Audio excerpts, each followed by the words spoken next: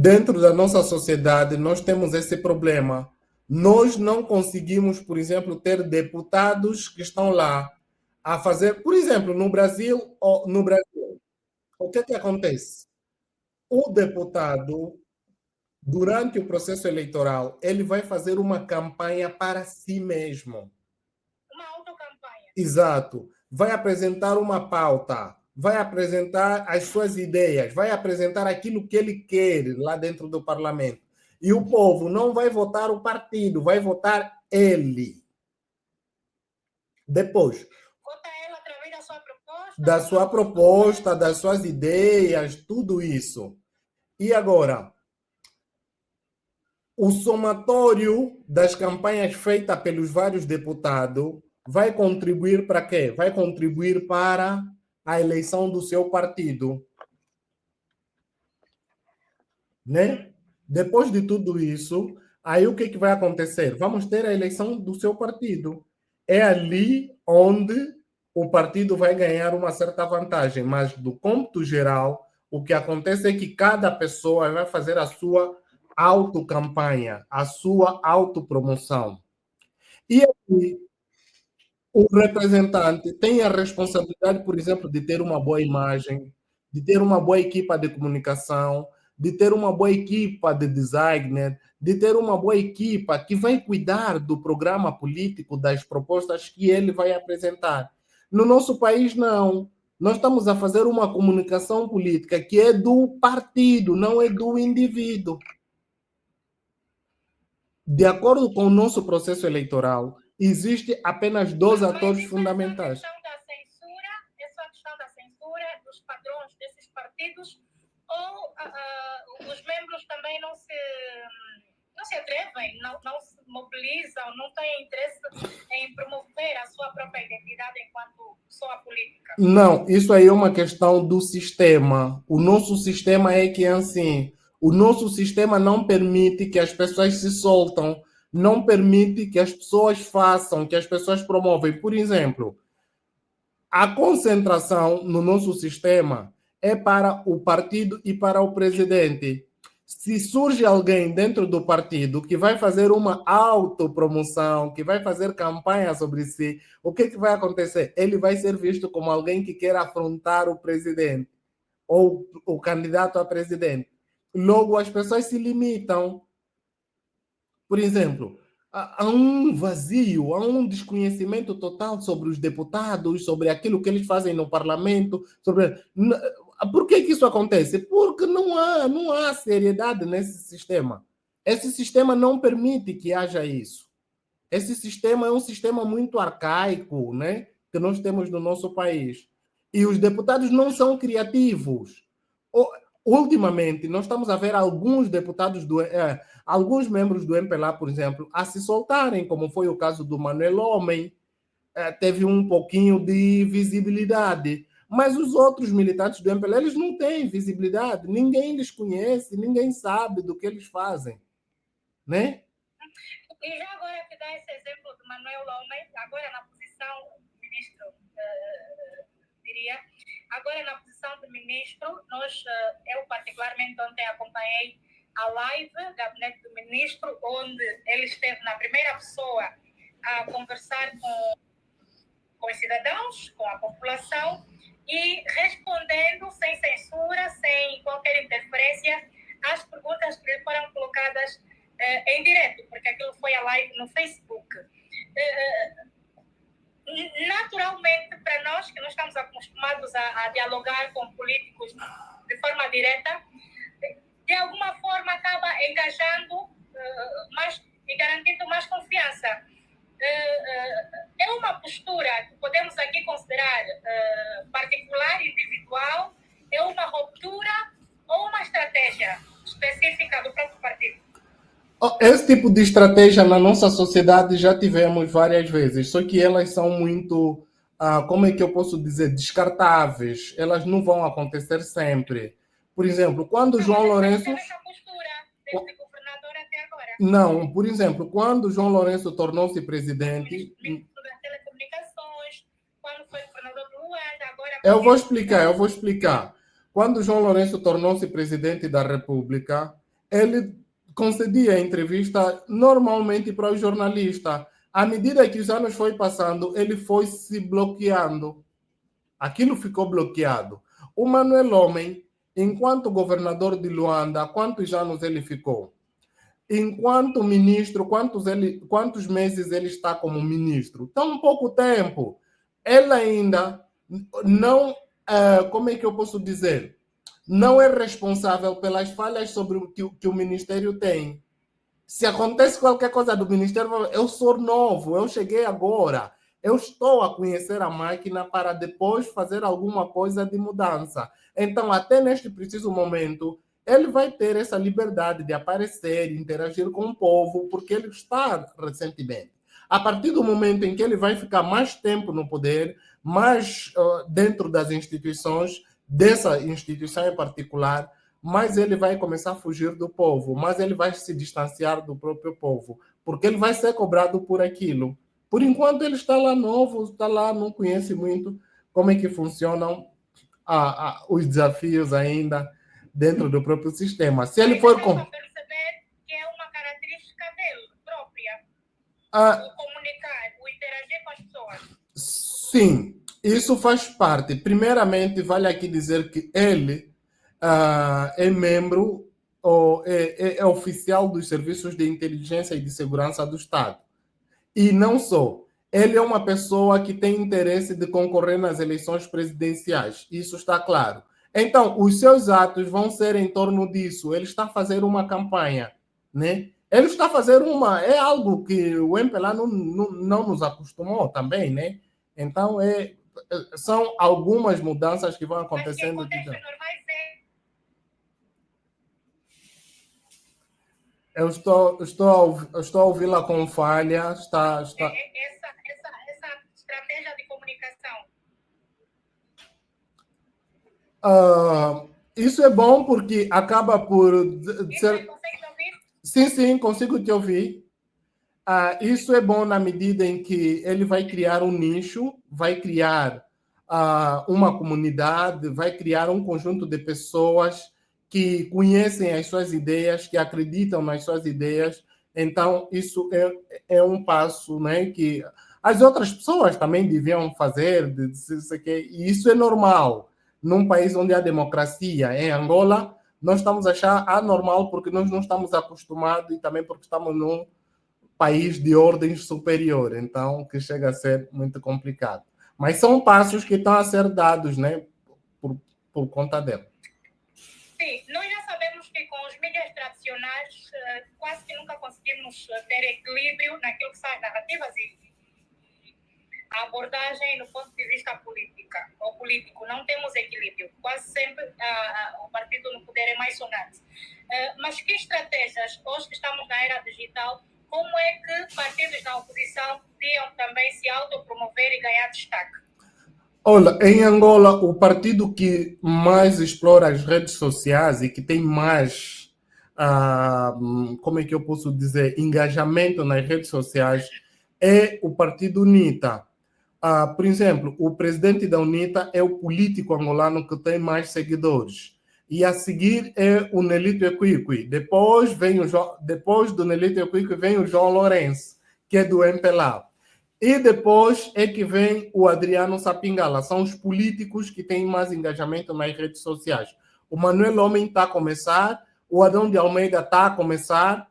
No MPLA quase eles são anônimos em termos de redes sociais. Então, eu acho que... O que isso significa? Mais comunicação, melhor postura a nível das redes sociais? Sim.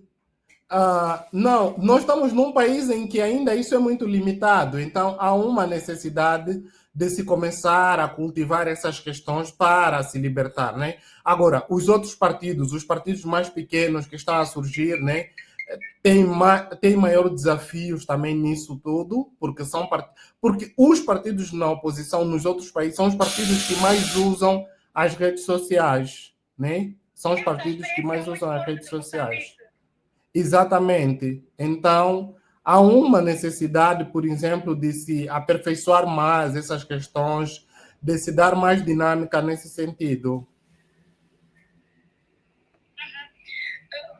Eu trago aqui as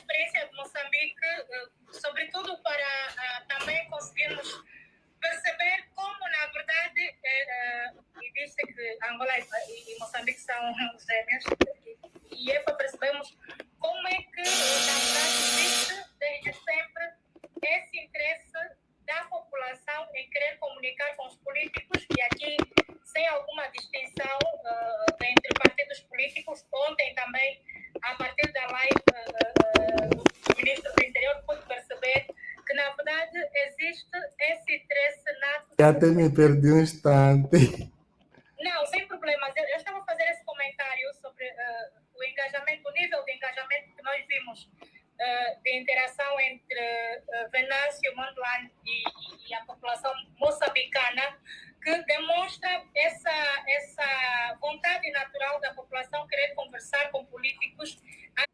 Apesar de Moçambique ter uma internet melhor do que Angola, trata-se também de uma questão de analfabetismo digital. Nós estamos numa era de analfabetismo digital. Os partidos políticos angolanos, sobretudo os que estão na oposição, precisam de utilizar mais as redes sociais. Por exemplo, a UNITA usa muito as redes sociais, mas a FENELA, ninguém sabe como é que eles usam as redes sociais. O PRS, ninguém sabe como é que eles usam as redes sociais. O povo não é culpado porque a mensagem não está lhe chegar. A culpa é desses políticos que não conseguem fazer o aproveitamento das redes sociais para fazer chegar as suas mensagens. Fala aí dessa limitação que nós temos. Eu estou a ouvir, pode falar à vontade. Fala aí dessa questão da limitação do acesso à internet, e esta é uma realidade inegável. Temos também a outra questão que falaste sobre o analfabetismo digital. Aqui temos algo mais crucial, que é mesmo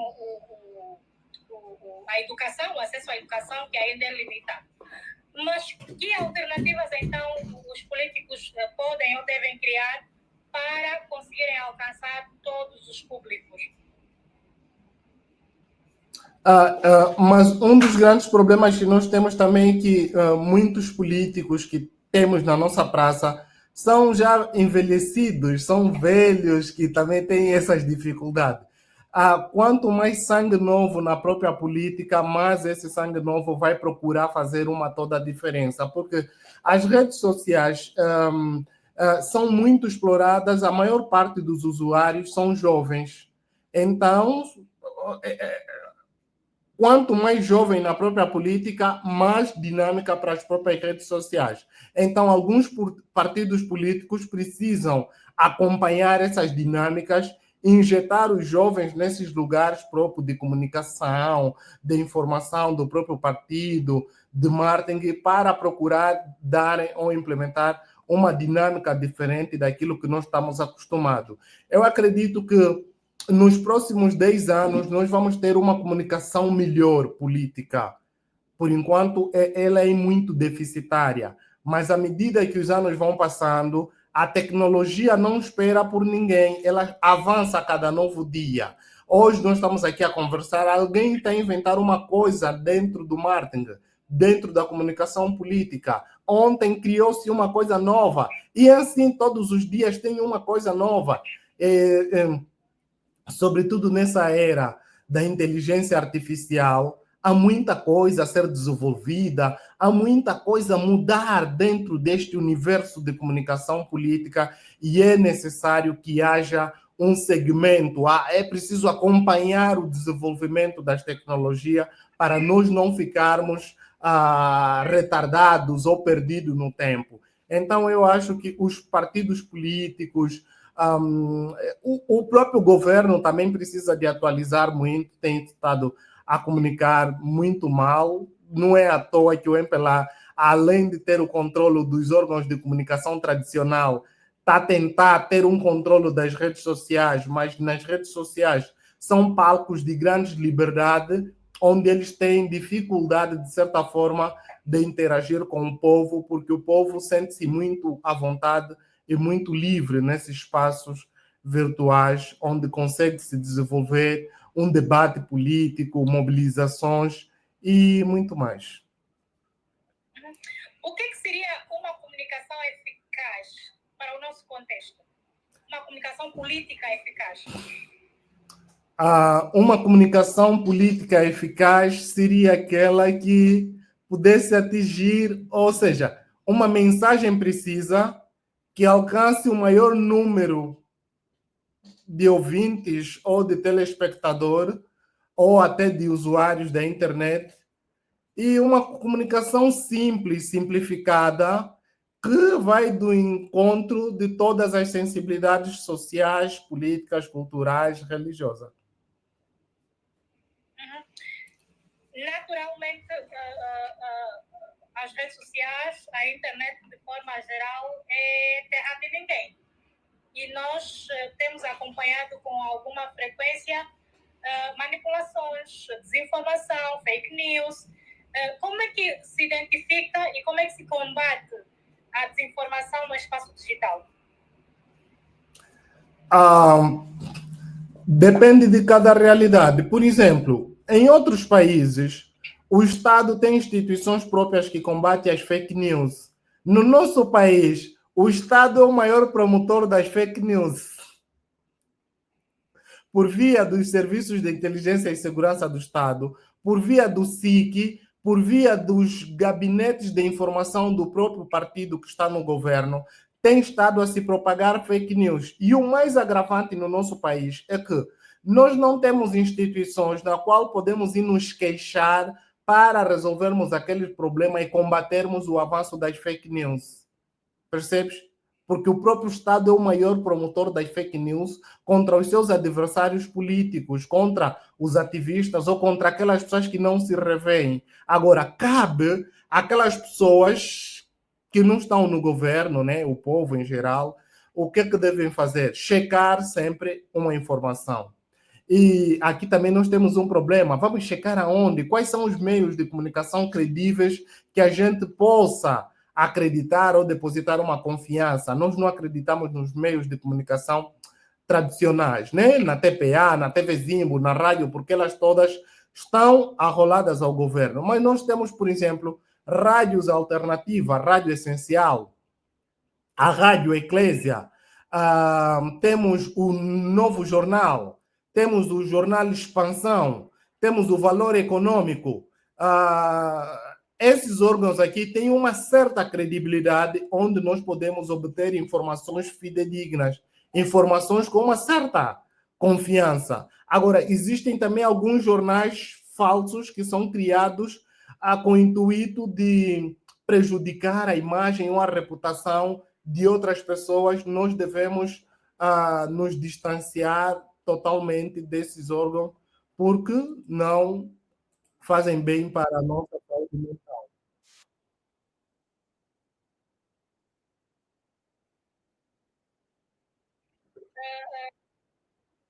Os outros partidos, aqueles que não têm órgãos para poder vincular a informação, têm explorado bem, de forma correta, a internet? Não necessariamente. O que acontece? No nosso país, essas questões de comunicação, elas são muito deficitárias por muitas razões que eu já expliquei aqui.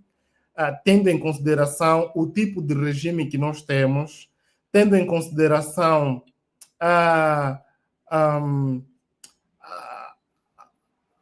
própria forma como os meios de comunicação tradicional atuam, aquilo dificulta totalmente a comunicação no seu todo.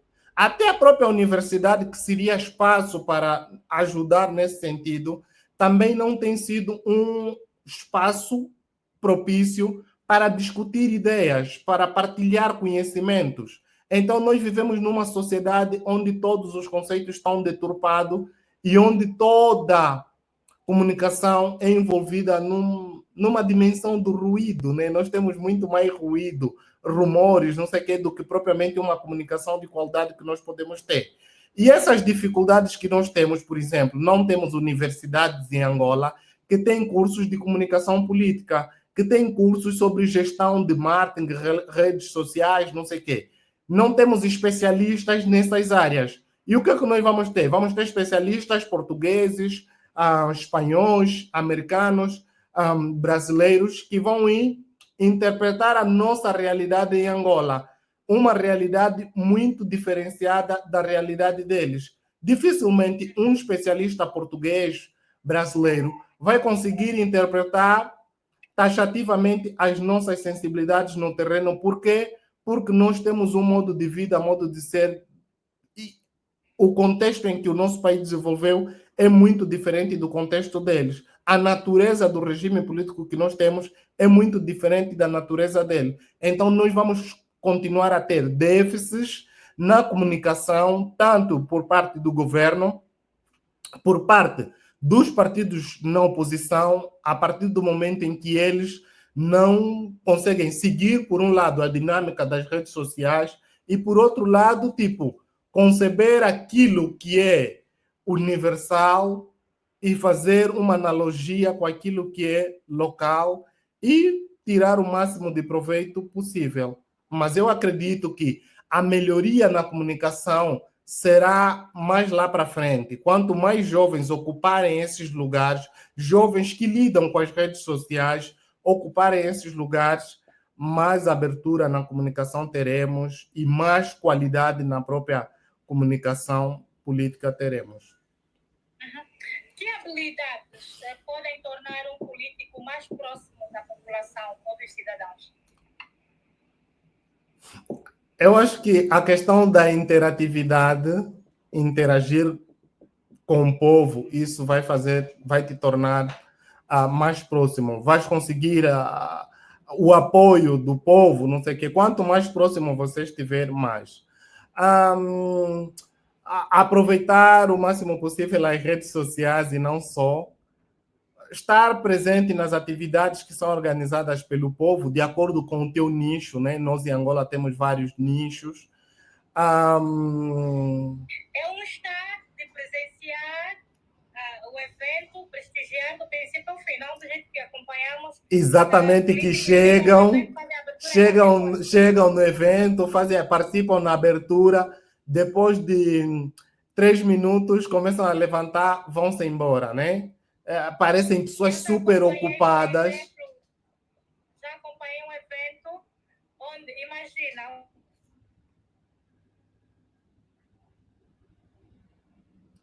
o som desapareceu. Um jovem está lá um ministro que fez a abertura e foi-se embora. Quase que não teve, não ouviu sequer aquilo que seriam as recomendações ou os anseios do seu público-alvo. Isto acontece porque nós estamos num regime autoritário. Nosso país é uma ditadura. E na ditadura há um poder centralizado. As pessoas que fazem parte desse poder centralizado, eles não têm respeito do povo. Eles sabem que eu sou deputado, sou ministro, sou governador, e não porque o povo me elegeu, porque eu tenho controle dessa máquina política que faz com que permite com que nós continuamos aqui. Percebe? Agora, a partir do momento em que você vai saber que para você atingir o cargo de deputado, de presidente, você depende de um povo. Então, você vai ter respeito por esse povo. Você vai querer fazer coisas para agradar esse povo. Enquanto esse pessoal que ocupa cargos políticos não tiver noção disso, não se libertar desses julgos autoritários, nós continuaremos a ter políticos que se colocam lá no pedestral e o povo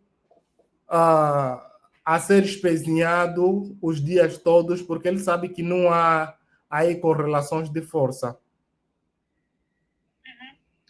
Bem, comunicar não é só falar, não é só a forma verbal, é também a não verbal. Como é que você avalia a postura dos nossos políticos?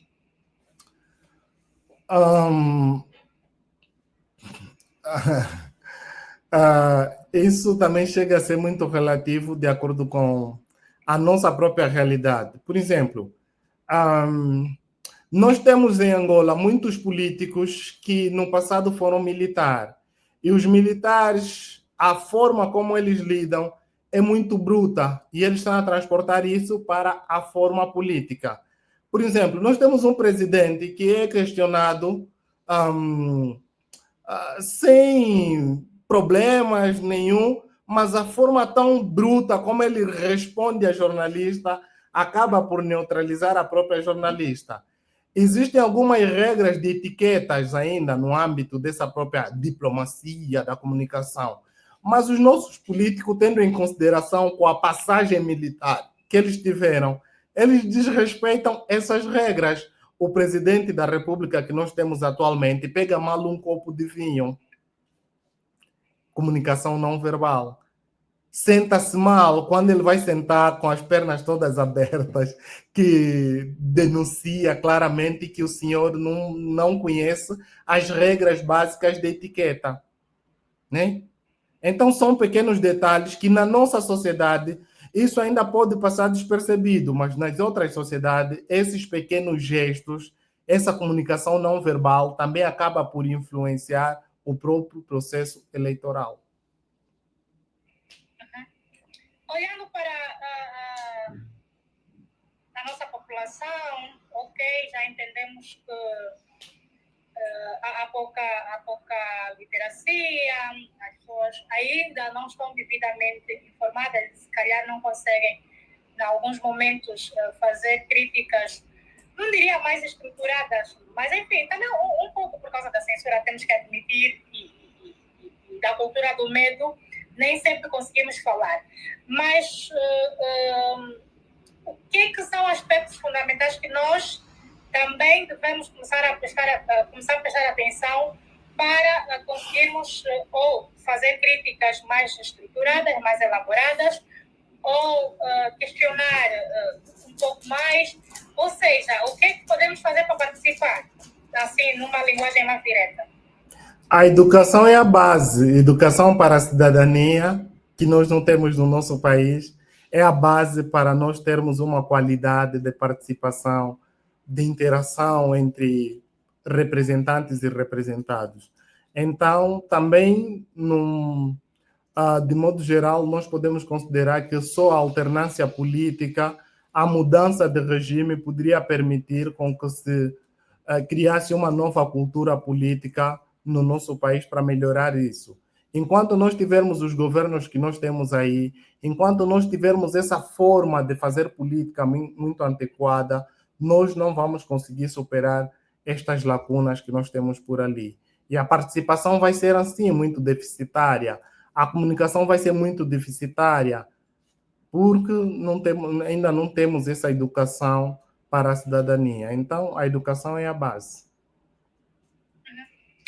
Apesar dessa pouca interação, nós acompanhamos com frequência em outros países, Portugal e Brasil é um exemplo, que as discussões são amplamente divulgadas, nós conseguimos apreciar discussões plenárias, posicionamento dos deputados, a forma como eles defendem ou não os interesses do povo.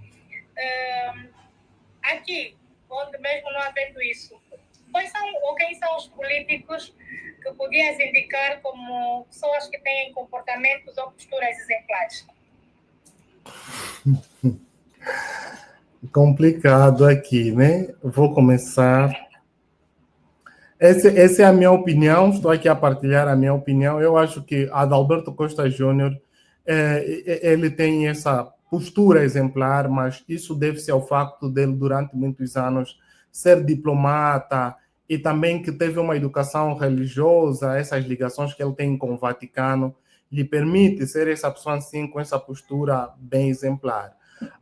Nós temos o Filomeno Vieira Lopes também, que é um excelente político angolano, que tem uma postura e uma forma de apresentar-se socialmente muito fascinante. Também temos jovens que estão a surgir ali, que têm uma forma de se apresentar na sociedade, que inspira e, inclusive, vão ter legiões de seguidores por conta da forma como eles vão se apresentando.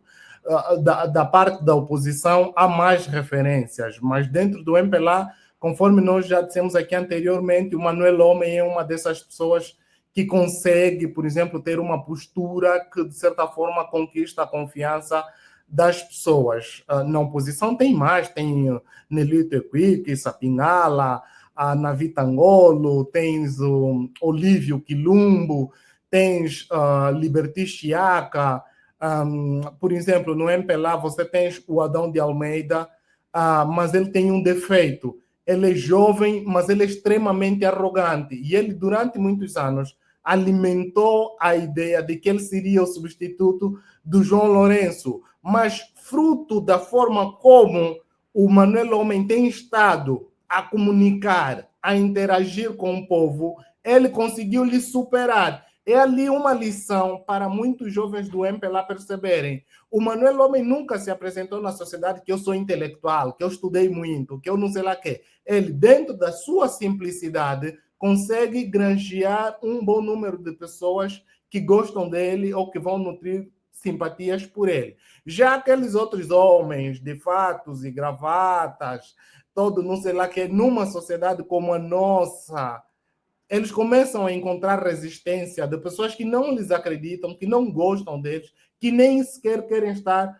próximo deles. Então, os jovens, sobretudo, precisam de melhorar mais a sua forma de se apresentar socialmente para ver se conseguem ser fontes de inspiração e consigam também recrutar o maior número de seguidores ou de fãs possíveis. Quais são as outras referências fora de Angola que deixarias para os nossos políticos terem como exemplo? Deixa eu ver. O Venâncio Mondlane é uma grande referência a nível de África. Ibrahim Traoré é presidente do Burkina Faso. Ele atualmente é a maior referência que nós temos em África. É um jovem, tem 36 anos de idade ou 37 anos de idade. Ele comunica muito bem, usa muito bem, explora muito bem as redes sociais, não sei o quê. Isso é muito, muito importante. Saindo do continente africano, indo para a Europa, eu acho que lá quase todo mundo lá é referência, sabem comunicar, sabem fazer as coisas, também estão numa sociedade mais aberta, mais a sociedade mais que tem os maiores desafios que nós temos, né? Basta ver, por exemplo, eu não gosto muito do presidente da Ucrânia, mas eu vejo que ele se apresenta muito bem, faz muito bem o seu papel. Não só uma boa postura, até a forma como ele veste rompe com todos os padrões que nós estamos acostumados, e então ele consegue mostrar mesmo exemplo de liderança. Mas, por exemplo, o presidente do El Salvador, muita gente não gosta dele porque lhe acha um ditador. Eu acho que ele é uma boa referência, ele se apresenta muito bem, ele comunica muito bem, interage, inclusive é o presidente com mais seguidores em todas as redes sociais. A tua internet falhou, está falhando ali, não sei. A minha querida Sara Cambinda, que está aqui a fazer essa entrevista, que está a passar no Instagram, ela está com um ligeiro problema na internet. Não sei. Oh, obrigado por aderir. Acho que a live terminou. Ele é uma boa referência, ele se apresenta muito bem.